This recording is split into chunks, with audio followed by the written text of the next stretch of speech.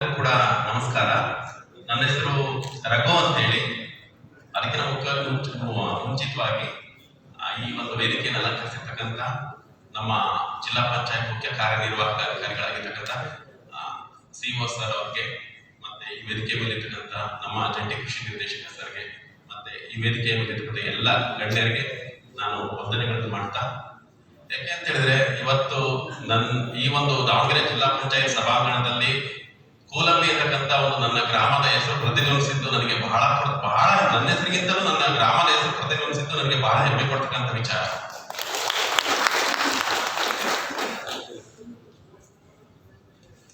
ಈ ಒಂದು ನನ್ನ ಹೆಸರು ರಘು ಅಂತ ಹೇಳಿ ನಾನು ದಾವಣಗೆರೆ ಜಿಲ್ಲೆ ಹೊನ್ನಾಳಿ ಕೋಲಂಬಿ ಅಂತಕ್ಕಂಥ ಒಂದು ಸಾಮಾನ್ಯ ಹಳ್ಳಿಯ ಒಬ್ಬ ರೈತ ದಂಪತಿಗಳ ಮಗ ಅಂತ ಹೇಳ್ಕೊಳ್ಳೋದಕ್ಕೂ ಕೂಡ ನನಗೆ ಬಹಳ ಹೆಮ್ಮೆ ಅನ್ಸುತ್ತೆ. ಯಾಕೆ ಅಂತ ಹೇಳಿದ್ರೆ ನಾನು ನನ್ನ ಗ್ರಾಮದಲ್ಲಿ ಈ ಒಂದು ಯೋಜನೆ ಬರ್ಲಿಕ್ಕಿನ ಮುಂಚೆ ಹಳ್ಳಿಯಲ್ಲಿ ದನ ಕರುಗಳನ್ನ ಮೇಯಿಸ್ಕೊಂಡು ತೋಟದಲ್ಲಿ ಕೆಲಸ ಮಾಡಿಕೊಂಡು ಆರಾಮಾಗಿ ಓಡಾಡ್ಕೊಂಡಿದ್ದೆ. ಅಂದ ಸಮಯದಲ್ಲಿ ಮನೆಯಲ್ಲಿ ಎಲ್ಲರಿಗೂ ಒಂದು ಪ್ರಶ್ನೆ ಇತ್ತು. ಈಗೂ ಕೂಡ ಎಲ್ಲರೂ ಕೂಡ ದೊಡ್ಡ ದೊಡ್ಡ ಅಧಿಕಾರಿಗಳಿಗೆ ಏನ್ ಮಾಡ್ತಾರೆ, ಅರ್ಜಿ ಕೊಡ್ತಾರೆ, ರೈತರ ಮಕ್ಕಳಿಗೆ ಎಣ್ಣೆ ಕೊಡ್ತಿಲ್ಲ, ಏನ್ ಮಾಡ್ಬೇಕು ಅಂತ. ಇದಕ್ಕೆಲ್ಲ ಒಂದೇ ಉತ್ತರ ಅಂತ ಹೇಳಿದ್ರೆ, ರೈತ ಯಾವಾಗ ಮೌಲ್ಯವರ್ಧಕನಾಗಿ ಒಬ್ಬ ರೈತ ಉದ್ಯಮಿಯಾಗಿ ಬೆಳಿತಾನೆ, ಅವಾಗ ಖಂಡಿತವಾಗ್ಲೂ ನಿಮಗೂ ಕೂಡ ಎಲ್ಲರೂ ಎಣ್ಣೆ ಕೊಡ್ಲಿಕ್ಕೆ ಮುಂದೆ ಬರ್ತಾರೆ ಅಂತ ಹೇಳಲಿಕ್ಕೆ ಇಷ್ಟಪಡ್ತೀನಿ. ಈ ಒಂದು ಯೋಜನೆಯಲ್ಲಿ ನಾನು ಬಂದಂತ ಒಂದು ಯಶೋಗಾಥೆಯನ್ನು ನಾನು ಮುಂದೆ ಹಂಚಿಕೊಳ್ಳಲಿಕ್ಕೆ ಇಷ್ಟಪಡ್ತೀನಿ. ನಾವು ಕೋವಿಡ್ ಅಂತ ಸಮಯದಲ್ಲಿ ನಮ್ಮ ತಾಯಿಯವರು ಏನ್ ಮಾಡ್ತಾ ಇದ್ರು, ಸಿರಿಧಾನ್ಯದಿಂದ ಒಂದು ಮಾಲ್ಟ್ ಪೌಡರ್ನ ತಯಾರು ಮಾಡ್ತಾ ಇದ್ರು. ಅದನ್ನ ಚಿಕ್ಕದಾಗಿ ಅಲ್ಲೇ ಅಕ್ಕಪಕ್ಕದಲ್ಲಿ ಏನ್ ಮಾಡ್ತಾ ಇದ್ವಿ, ಸೇಲ್ ಮಾಡ್ತಾ ಇದ್ವಿ. ಅದರಿಂದ ನಮಗೆ ಒಂದು ಚಿಕ್ಕ ಆದಾಯ ಕೂಡ ಬರ್ತಾ ಇತ್ತು. ಇಂಥ ಸಮಯದಲ್ಲಿ ಮೈಸೂರಿನಲ್ಲಿರ್ತಕ್ಕಂಥ ಭಾರತದ ಪ್ರಖ್ಯಾತ ಆಹಾರ ಸಂಶೋಧನಾ ಕೇಂದ್ರ CFTRI ನಲ್ಲಿ 10 ದಿನಗಳ ಕಾಲ ರೈತರಿಗೆ ತರಬೇತಿಯನ್ನ ಆಯೋಜಿಸಿದ್ರು. ಈ ಒಂದು ಕಾರ್ಯಕ್ರಮಕ್ಕೆ ನಮ್ಮ ದಾವಣಗೆರೆಯ ಕೃಷಿ ಇಲಾಖೆಯವರು ನನ್ನನ್ನ ಆಯ್ಕೆ ಮಾಡಿ ಕಳಿಸಿಕೊಟ್ರು. ಅಲ್ಲಿ 10 ದಿನಗಳ ಕಾಲ ನಾನು ಒಂದು ಸಿರಿಧಾನ್ಯಗಳ ತರಬೇತಿ, ಮೌಲ್ಯವರ್ಧನೆ ತರಬೇತಿಯನ್ನು ಪಡ್ಕೊಂಡೆ. ಅಲ್ಲಿ ಹೋದಾಗ ನನಗೆ ಅರ್ಥ ಆಯಿತು, ಹಳ್ಳಿಗಳಲ್ಲಿ ಏನು ನವಣೆ, ಸಜ್ಜೆ, ಸಾಮೆ ಈ ವಿಧವಲ್ಲ, ಬರೀ ಕಾಳುಗಳನ್ನಷ್ಟೇ ಅಲ್ಲ, ಇವುಗಳನ್ನ ಮೌಲ್ಯವರ್ಧನೆ ಮಾಡೋದ್ರಿಂದ ಒಬ್ಬ ಯಾವುದೇ ವ್ಯಕ್ತಿಗಳಿರ್ಬಹುದು ಒಂದು ದೊಡ್ಡ ಉದ್ಯಮವನ್ನು ಕಟ್ಟಬಹುದು ಅಂತಕ್ಕಂಥ ಒಂದು ಯೋಜನೆ ಬಂದಿದ್ದೆ ನನಗೆ. ಅಲ್ಲಿಂದ ಬಂದ ತರುವಾಯ ಈ ಒಂದು PMFME ಯೋಜನೆಗೆ ನಾವೇನ್ ಮಾಡಿದ್ವಿ, ಅರ್ಜಿಯನ್ನ ಅಪ್ಲೈ ಮಾಡಿದ್ವಿ DRP ಅವ್ರ ಮೂಲಕ. ನೆಕ್ಸ್ಟ್ ಪ್ರೊಸೆಸಿಂಗ್ ನನಗೆ ಏನ್ ಮಾಡ್ಬೇಕು ಅನ್ನೋದು ಪ್ರಶ್ನೆ ಇತ್ತು. ಏನ್ ಮಾಡ್ಬೇಕು, ಸಿರಿಧಾನ್ಯಗಳು ಉತ್ಪನ್ನಗಳು ಅಂತ ಹೇಳಿದ್ರೆ ಎಲ್ಲ 300 ರೂಪಾಯಿ ಇದೆ, 400 ರೂಪಾಯಿ ಇದೆ. ಅವುಗಳನ್ನ ಸಾಮಾನ್ಯ ಹಳ್ಳಿಯ ಜನ ಕೊಂಡ್ಕೊಳ್ಳೋದಾದ್ರೆ ಯಾವ ರೀತಿ, ಅದು ಕೂಡ ಪ್ರಶ್ನೆ ಇತ್ತು. ಅದಕ್ಕೆ ಮಾರುಕಟ್ಟೆ ಅಂತಕ್ಕಂಥದ್ದು ಪರಿಹಾರ ಬೇಕಾಗಿತ್ತು. ಅದಕ್ಕೋಸ್ಕರ ಯೋಚನೆ ಮಾಡಿದೆ. ನಮ್ದೊಂದು ಚಿಕ್ಕ ಶಾಪ್ ಇದ್ದಿದ್ರಿಂದ ನನಗೆ ಪ್ರತಿದಿನ ಹಳ್ಳಿಗಳಲ್ಲಿ ಏನ್ ಮಾಡ್ತಾರೆ, ಟೀ ಜೊತೆಗೆ ಬಿಸ್ಕೆಟ್ ಅನ್ನ ಜಾಸ್ತಿ ತಿಂತಾರೆ. ಅದನ್ನ ಯಾಕೆ ಯೋಚನೆ ಮಾಡಬಾರ್ದು, ಸಿರಿಧಾನ್ಯಗಳಿಂದಲೇ ಯಾಕೆ ಬಿಸ್ಕೆಟ್ ಅನ್ನ ತಯಾರು ಮಾಡಬಾರ್ದು ಅಂತೇಳಿ ಒಂದು ಯೋಜನೆ ಬಂತು. ಯೋಜನೆ ಬಂದ ಕೂಡಲೇ ನಮ್ಮ ಮನೆಯಲ್ಲಿ, ನನ್ನ ಕುಟುಂಬದಲ್ಲಿ ಪ್ರಶ್ನೆ ಬಂತು ನಮ್ಮ ಪೇರೆಂಟ್ಸ್, ನೀವ್ ಮಾಡ್ತಕ್ಕಂಥ ಸಿರಿಧಾನ್ಯದ ಬಿಸ್ಕೆಟ್ ಅನ್ನ ತಿನ್ನುವವರು ಯಾರಪ್ಪ? ಬ್ಯಾಂಕ್ನಿಂದ ಲೋನ್ ತಗೊಂಡ್ಬರ್ತೀಯ, ನೀನು ಮಾಡ್ತಕ್ಕಂಥ ಮಾರ್ಕೆಟ್ ಸರಿಯಾಗಿ ಸಕ್ಸಸ್ ಆಗದೆ ಇದ್ರೆ ಬ್ಯಾಂಕ್ನವ್ರು ಬಂದು ನಿನ್ ಮಿಷಿನ್ಗಳನ್ನೆಲ್ಲ ಏನ್ ಮಾಡ್ತಾರೆ, ಎಳ್ಕೊಂಡು ಹೋಗ್ತಾರೆ. ಅವಾಗ ನಾವು ಮರ್ಯಾದೆ ಪ್ರಶ್ನೆ ಏನು, ಇದನ್ನ ಪ್ರಶ್ನೆ ಮಾಡಿದ್ವಿ. ಅಂತ ಸಮಯದಲ್ಲಿ ನಮ್ಮ ಬಹಳ ಹೆಮ್ಮೆಯಿಂದ ಹೇಳ್ಕೊಳ್ತೀನಿ, ಎಲ್ಲಾ ವೇದಿಕೆಯಲ್ಲಿ ಹೇಳ್ಕೊಳ್ತೀನಿ, ನಮ್ಮ ದಾವಣಗೆರೆಯ ತರಳುಬಾಳು ಕೃಷಿ ವಿಜ್ಞಾನ ಕೇಂದ್ರ ಅಂತಕ್ಕಂಥದ್ದು ನಮ್ಮ ಸರ್ ದೇವರಾಜ್ ಸರ್ ಏನ್ ಮಾಡಿದ್ರು, ನಮ್ಮ ಘಟಕಕ್ಕೆ ಬಂದಿದ್ರು. ಬಂದಂತ ಸಮಯದಲ್ಲಿ ಅವರು ನಮ್ಮ ಪೇರೆಂಟ್ಸ್ಗೆಲ್ಲ ಹೇಳಿದ್ರು, ಬೆನ್ ತಟ್ಟಿದ್ರು, ನಿಮ್ಮ ಮಗ ಏನೋ ಹೊಸದಾಗಿ ಮಾಡಿ ಕೊಟ್ಟಿದ್ದಾನೆ, ಅವನ ಆಸೆನ ಚೂಟ ಅಂತ ಪ್ರಯತ್ನ ಮಾಡಬೇಡಿ, ನಾವು ಅವನ ಜೊತೆ ನಿಂತ್ಕೊಳ್ತೀವಿ ಅಂತ ಹೇಳಿ. ಅವರು ಹೋದ ತಕ್ಷಣನೇ ಅವರ ಎಲ್ಲಾ ಕಾರ್ಯಕ್ರಮಗಳಿಗೆ ಆರಂಭದಲ್ಲಿ, ನನಗೆ ಮೊದಲಿಗೆ ಸ್ಟಾರ್ಟಿಂಗ್ ಅಲ್ಲಿ ಬಿಸ್ಕೆಟ್ ಮಾಡ್ಲಿಕ್ಕೆ ಬರ್ತಿರ್ಲಿಲ್ಲ. ನಾವು ಮಾಡ್ತಕ್ಕಂಥ ಬಿಸ್ಕೆಟ್ ಎಲ್ಲ 3-4 ದಿನಕ್ಕೆ ಸಾಫ್ಟ್ ಆಗ್ತಾ ಇತ್ತು. ಇಂಥ ಒಂದು ಸಮಯದಲ್ಲಿ ಅವ್ರು ಬಹಳ ಬೆನ್ನು ತಟ್ಟಿದ್ರು.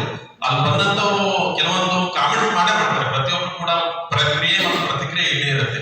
ಇದೇನಿದು, ಏನೋ ಅಲ್ಲಲ್ಲಿ ಸಿಕ್ಕಣ್ಣಾಗುತ್ತೆ, ಹಿಂಗೆ ಹಲವಾರು ಪ್ರಶ್ನೆಗಳು ಇರುತ್ತೆ. ಆ ಎಲ್ಲಾ ಪ್ರಶ್ನೆಗಳಿಗೂ ಕೂಡ ಇವು ಸಿರಿಧಾನ್ಯ ಅಂದ್ರೆ ಹಿಂಗೇನೆ ಇರುತ್ತೆ, ಗಟ್ಟಿನೇ ಇರುತ್ತೆ, ತಿನ್ನಿ ಏನೂ ಆಗಲ್ಲ ಅಂತೆಲ್ಲ ಬೆಂಬಲ ಮಾಡಿ ಏನ್ ಮಾಡಿದ್ರು, ಅದನ್ನ ಮುಂದುವರಿಸ್ತಾ ಬಂದ್ವಿ.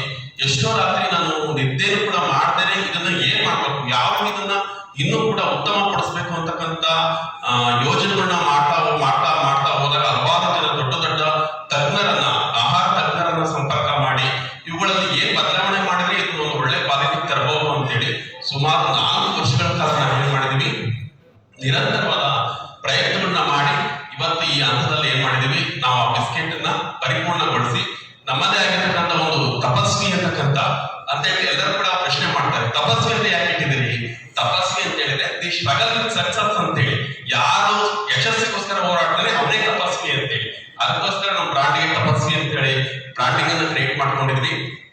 ಅಷ್ಟೇ ಅಲ್ಲ, ನಮ್ಮ ಸಿರಿಧಾನ್ಯ ಉದ್ಯಮದ ವಿಶೇಷತೆ ಅಂತ ಹೇಳಿದ್ರೆ ನಾವು ಯಾವುದೇ ರೀತಿಯಾದಂತ ಫ್ಯಾಟ್ ಫ್ರೀ ಆಗಿ ಅಂತ ಹೇಳಿದ್ರೆ ಯಾವುದೇ ಡಾಟಾವನ್ನ ಬಳಸ್ತೇನೆ, ಕೇವಲ ನಮ್ಮ ರೈತರ ಬ್ರಾಂಡ್ ಆಗಿರ್ತಕ್ಕಂಥ ನಂದಿನಿ ತುಪ್ಪವನ್ನ ಮತ್ತೆ ವಿಶೇಷವಾಗಿ ಬೆಲ್ಲವನ್ನ ಬಳಕೆ ಮಾಡಿಬಿಟ್ಟು ಬಿಸ್ಕೆಟ್ಗಳು, ಕುಕೀಸ್ಗಳನ್ನ ತಯಾರು ಮಾಡ್ತಾ ಇದ್ವಿ. ನಾವು 5 ವಿಧವಾಗಿರ್ತಕ್ಕಂಥ ಬಿಸ್ಕೆಟ್ಗಳನ್ನ ತಯಾರು ಮಾಡ್ತಾ ಇದೀವಿ. ಅದರ ಜೊತೆಗೆ ಹೊಸದಾಗಿ ಈಗ ಎಂತದು ಓಟ್ಸ್ ಬೇಸ್ಡ್ ಬಿಸ್ಕೆಟ್ ಮಾಡ್ತಾ ಇದೀವಿ, almond butter based biscuit, millet cookies ಅನ್ನ ಮಾಡ್ತಾ ಇದೀವಿ. ಇದ್ರ ಜೊತೆಗೆ ಇನ್ನೊಂದು ವಿಶೇಷತೆ ಅಂತ ಹೇಳಿದ್ರೆ ನಮ್ಮ ಘಟಕದಲ್ಲಿ ಯಾವುದೇ ರೀತಿಯಾಗಿರ್ತಕ್ಕಂಥ ಬೇಕಿಂಗ್ ಸೋಡಾ ಅಥವಾ ಬೇರೆ ಯಾವುದೇ ರೀತಿಯಾಗಿರ್ತಕ್ಕಂಥ ಹಾನಿಕಾರಕ ಕೆಮಿಕಲ್ಗಳನ್ನ ಬಳಸ್ತೇನೆ. ಬೆಂಗಳೂರಿನ ಒಂದು ಕಂಪನಿಗೆ 2.25 ಲಕ್ಷ ರೂಪಾಯಿಗೆ ಕೇವಲ ಸಾಲ್ಟ್ ಮತ್ತೆ ಜಾಗರಿಯನ್ನು ಬಳಸಿ ಮತ್ತೆ ಯಾವುದೇ ರೀತಿಯ 1% ಮೈದನ್ನು ಬಳಸ್ತೇನೆ ಬಿಸ್ಕೆಟ್ ಅನ್ನ ತಯಾರು ಮಾಡಿ ಅವ್ರ ಜೊತೆಗೆ ವೈಟ್ ಲೇಬಲಿಂಗ್ ಏನಾಗಿದ್ದೀವಿ ಟೈಅಪ್ ಆಗ್ತಾ ಇದೀವಿ. ಅಷ್ಟೇ ಅಲ್ಲ, ಇವತ್ತು ನಮ್ಮ ಸಿರಿಧಾನ್ಯದ ಕುಕೀಸ್ಗಳು ಕ್ಯಾಲಿಫೋರ್ನಿಯಾ ಮತ್ತು ಯುನೈಟೆಡ್ ಕಿಂಗ್ಡಮ್ಗೆ ಹೋಗ್ಲಿಕ್ಕೆ ಕೂಡ ಸಿದ್ಧ ಆಗಿದ್ದಾವೆ. ಅಲ್ಲಿ ನಮಗೆ 2 ಹಂತದ ಪರೀಕ್ಷೆ ಅಂತಕ್ಕಂಥದ್ದು ಕಳೆದ ತಿಂಗಳು ಏನಾಗಿದೆ ಯಶಸ್ವಿಯಾಗಿದೆ. ಇನ್ನೂ ಒಂದು 3-4 ಹಂತದಲ್ಲಿ ಪರೀಕ್ಷೆಗಳಿದೆ. ಆ ಎಲ್ಲ ಪರೀಕ್ಷೆಯಲ್ಲಿ ನಾವು ಯಶಸ್ವಿಯಾಗಿ ಅಂತ ಹೇಳಿದ್ರೆ ಯುರೋಪ್ ಕಂಟ್ರಿಗೂ ಕೂಡ ಏನ್ ಮಾಡ್ತಾ ಇದೀವಿ, ನಮ್ಮ ಕುಕೀಸ್ಗಳನ್ನ ಮಾರಾಟ ಮಾಡತಕ್ಕಂಥ ಒಂದು ಒಳ್ಳೆ ಅವಕಾಶ ನಮ್ಮ ಮುಂದೆ ಬಂದು ನಿಂತಿದೆ. ಆದ್ರೆ ಅಲ್ಲಿ ಕೂಡ ಒಂದು ಸಮಸ್ಯೆ ಇದೆ. ಏನು ಅಂತ ಹೇಳಿದ್ರೆ ವಿದೇಶಗಳಿಗೆ ನಾವು ಮಾರ್ಕೆಟಿಂಗ್ ಮಾಡಬೇಕು ಅಂತ ಹೇಳಿದ್ರೆ ಯಾವುದೇ ರೀತಿಯಾಗಿರೋ ಹಾನಿಕಾರಕ ಕೆಮಿಕಲ್ಗಳು ಬಳಕೆಯನ್ನು ಸಂಪೂರ್ಣವಾಗಿ ನಿರ್ಬಂಧಿಸಿರುತ್ತೆ. ಅಂತ ಸಮಯದಲ್ಲಿ ನಮಗೆ ಏನಾಗಿದೆ, ಈ ವಾಕ್ಯೂಮ್ ಪ್ಯಾಕರ್ ಅಂತ ಹೇಳಿ ಬಂದಿದೆ ಅಂತ ಹೇಳಿದ್ರೆ ಅದರೊಳಗಿರ್ತಕ್ಕಂಥ ಗಾಳಿಯನ್ನು ಹೊರಗೆ ತಳ್ಳಿ ತುಂಬಾ ರಕ್ಷಣೆ ಮಾಡ್ತಕ್ಕಂಥ ಒಂದು ಯಂತ್ರ ಅದು. ಅದರ ಬೆಲೆ ಸುಮಾರು 14 ಲಕ್ಷ ರೂಪಾಯಿಗಳಿದೆ. ಈ ಒಂದು ವಿದೇಶಕ್ಕೆ ರಫ್ತಾಗ್ತಕ್ಕಂಥ ಯೋಜನೆ ಸಕ್ಸಸ್ ಆಯ್ತು ಅಂತ ಹೇಳಿದ್ರೆ ನಮ್ಮ ಬಳಿ 14 ಲಕ್ಷ ರೂಪಾಯಿ ಖರ್ಚು ಮಾಡಿ ತಗೊಳಕ್ಕೆ ಆಗ್ತಾ ಇಲ್ಲ ಅದನ್ನ. ಬಟ್ ಯಾವ್ದಾದ್ರು ಡಿಪಾರ್ಟ್ಮೆಂಟ್ ಇರ್ಬೋದು ಅಥವಾ ಏನಾದ್ರೂ ಯಾವುದೋ ಮೂಲಕ ಅದನ್ನ ಕೊಂಡ್ಕೊಂಡು ನಾವು ನಮ್ಮ ಗ್ರಾಮದ ಹೆಸರನ್ನ ವಿದೇಶದವರು ತಲುಪಿಸ್ಬೇಕು ಅಂತ ಹೇಳಿ ದೊಡ್ಡ ಸಂಕಲ್ಪವನ್ನ ಇಟ್ಕೊಂಡಿದೀವಿ. ಈ ಒಂದು ಕಾರ್ಯದಲ್ಲಿ ನಾನಿವತ್ತು ಒಬ್ಬ ಸಾಮಾನ್ಯ ಹಳ್ಳಿಯ ಹುಡುಗನನ್ನ ಇವತ್ತು ಈ ವೇದಿಕೆವರೆಗೂ ಕರ್ಕೊಂಡ್ ಬಂದಿದೆ ಅಂತ ಹೇಳಿದ್ರೆ ಅದಕ್ಕೆ ನಮ್ಮ ದಾವಣಗೆರೆ ಕೃಷಿ ಇಲಾಖೆ ಅಂತಕ್ಕಂಥದ್ದು ಬಹಳ ದೊಡ್ಡ ಹೆಸರು ಸಹಾಯ ಮಾಡಿರ್ತಕ್ಕಂಥದ್ದು. ನಿಜಕ್ಕೂ ನಮ್ಮ ಸರ್ಗಳು ಎಲ್ಲರೂ ಕೂಡ ಹಂತವಾಗಿ ನಮ್ಮ ಘಟಕಕ್ಕೆ ಭೇಟಿ ನೀಡಿ ಎಲ್ಲ ಒಂದು ಪರಿಶೀಲನೆ ಮಾಡಿ ನಮ್ಮ ಯಶಸ್ಸಿಗೆ ಸಾಕಷ್ಟು ಸಲಹೆ, ಮಾರ್ಗದರ್ಶನ, ಸೂಚನೆಗಳನ್ನ ಕೊಟ್ಟಿರ್ತಕ್ಕಂಥದ್ದನ್ನ ನಾವು ಮರೆಯಲಿಕ್ಕೆ ಆಗ್ತಾ ಇಲ್ಲ. ನಮ್ಮ ಸಂಸ್ಥೆಯ ಫೌಂಡರ್ ಆಗಿರ್ತಕ್ಕಂಥ ನಮ್ಮ ತಾಯಿಯವರಿಗೆ ಕರ್ನಾಟಕ ಸರ್ಕಾರದ ಮುಖ್ಯ ಕಾರ್ಯದರ್ಶಿಗಳಾಗಿರ್ತಕ್ಕಂಥ ಶಾಲಿನಿ ರಜನೀಶ್ ಮೇಡಮ್ ಮತ್ತು retired chief secretary Ratnaprabha madam ಅವರು ಉಬಾಂಟು ಜಮ್ ಅವಾರ್ಡ್ ಅನ್ನ ಕೊಟ್ಟು ಗೌರವಿಸಿರ್ತಕ್ಕಂಥದ್ದು. ಒಬ್ಬ ಹಳ್ಳಿಯ ಸಾಮಾನ್ಯ ಮಹಿಳೆಯನ್ನ ಗುರುತಿಸಿದ್ದು ಕೂಡ ನಮಗೆ ಬಹಳ ಹೆಮ್ಮೆ ಪಡ್ತಕ್ಕಂಥ ವಿಚಾರ. ಈ ಒಂದು ಎಲ್ಲ ಒಂದು ಕಾರ್ಯದಲ್ಲಿ ನಮಗೆ ಒಂದು ಸರ್ಕಾರಿ ಯಂತ್ರ ಯಶಸ್ವಿಯಾಗಿ ಕಾರ್ಯನಿರ್ವಹಿಸಿದ್ರೆ ಏನೆಲ್ಲ ಸಾಧನೆ ಮಾಡಬಹುದು ಅನ್ನೋದಕ್ಕೆ ನಾನು ಒಂದು ಉತ್ತಮ ಉದಾಹರಣೆ ಆಗಿ ನಿಮ್ಮ ಮುಂದೆ ನಿಲ್ಲಕ್ಕೆ ಬಹಳ ಹೆಮ್ಮೆ ಅನಿಸ್ತಾ ಇದೆ. ಇಂಥ ಒಂದು ವೇದಿಕೆಯಲ್ಲಿ ನನಗೆ ಮಾತಾಡಕ್ಕೆ ಅವಕಾಶ ಕೊಟ್ಟಿದ್ದೀರಿ. ನಿಮ್ಮೆಲ್ಲರೂ ಕೂಡ ತುಂಬಾ ಹೃದಯದ ಕೃತಜ್ಞತೆಗಳು ಹೇಳ್ತೀನಿ. ಆದಾಯ ಎಷ್ಟು ಬರುತ್ತೆ ಅಂತ ಇಷ್ಟೆಲ್ಲ ಮಾಡಿದ್ರೆ ದಯವಿಟ್ಟು ನನಗೆ ಈ ಒಂದು ಯೋಜನೆಯಲ್ಲಿ 30 ಲಕ್ಷ ರೂಪಾಯಿಗಳ ಸಾಲ ಮಂಜೂರಾಗಿರ್ತಕ್ಕಂಥದ್ದು. ಇದರಲ್ಲಿ 15 ಲಕ್ಷ ರೂಪಾಯಿಗಳು ಏನಾಗಿದೆ, ನನಗೆ ಸಹಾಯಧನ ಸಿಕ್ಕಿದೆ. ನನಗೆ ಪ್ರತಿ ತಿಂಗಳು ಮಾಸಿಕ 36,000 ರೂಪಾಯಿ ಬ್ಯಾಂಕ್ ಇನ್ಸ್ಟಾಲ್ಮೆಂಟ್ ಇರುತ್ತೆ. ಪ್ರತಿ ತಿಂಗಳು ನಾನು ಬ್ಯಾಂಕ್ 36,000 ರೂಪಾಯಿ ಬ್ಯಾಂಕ್ ಇನ್ಸ್ಟಾಲ್ಮೆಂಟ್ ಕಟ್ಕೊಂಡು ನಮ್ಮ ಘಟಕದಲ್ಲಿ ಸುಮಾರು 4 ಜನ ಕೆಲಸ ಮಾಡ್ತಾ ಇದ್ದಾರೆ. ಅದ್ರ ಜೊತೆಗೆ ನನ್ನ ಇಡೀ ಕುಟುಂಬ ಈ ಒಂದು ಕಾರ್ಯದಲ್ಲಿ ನನ್ನ ಜೊತೆಗೆ ಕೈ ಜೋಡಿಸಿರ್ತಕ್ಕಂಥದ್ದು.